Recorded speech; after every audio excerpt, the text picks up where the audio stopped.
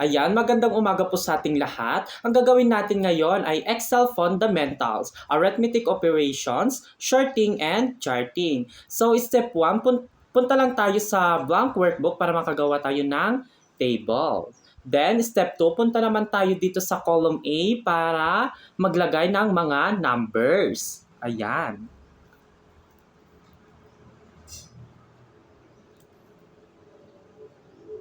Maglalagay lang tayo ng mga numbers.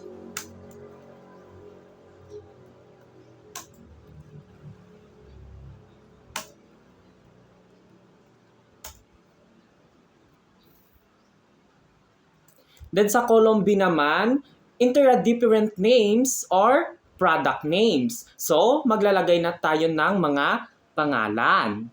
Ayan. Apple.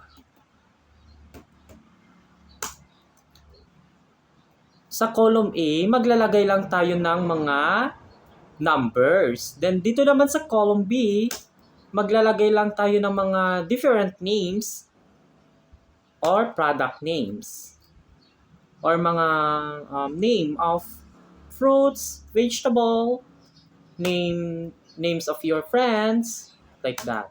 Anything you want. Ayan. Maglalagay lang tayo ng mga pangalan.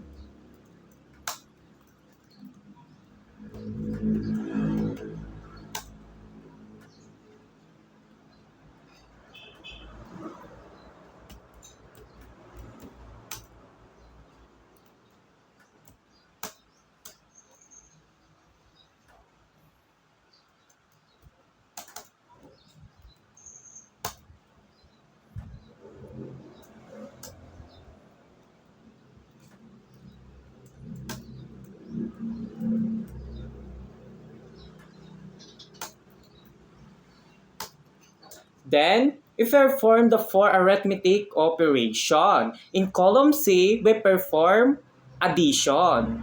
Ayan. Sa column A, maglalagay lang tayo ng mga numbers. Then sa column B, enter a different names or fruit names or name of your friends or name. Anything you want.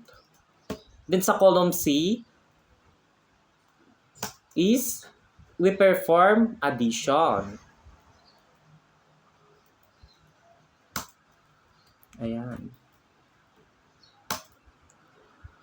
Then, tungo naman tayo sa column D. We perform in column D is subtraction. Ayan.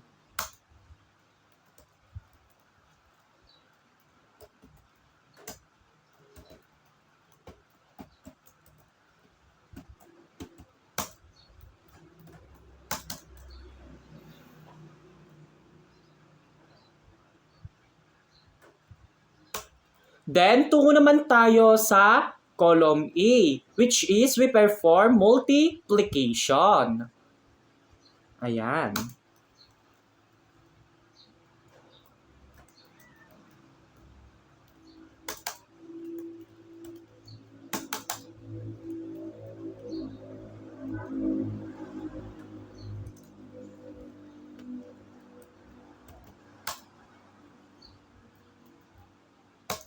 Then, last but not the least, the column F. Dito naman, we perform, in column F, is division. Ayan.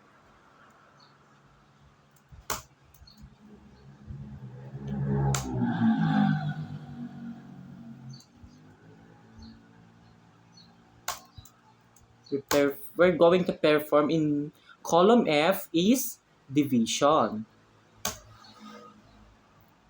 Then, the step 4, select cells A1 to A10 and go to the data tab and select short smallest to largest, A to Z. Same to cells B1 to B10. Ayan.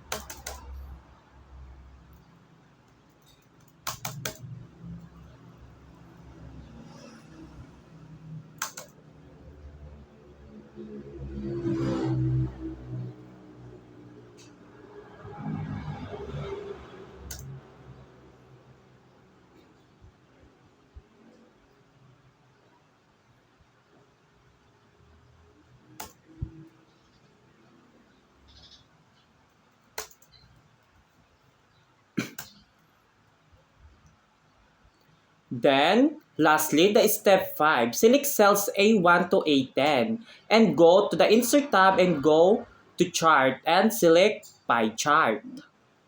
Ayan.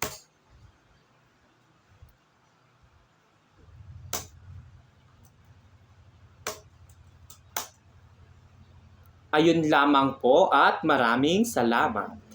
Have a nice day.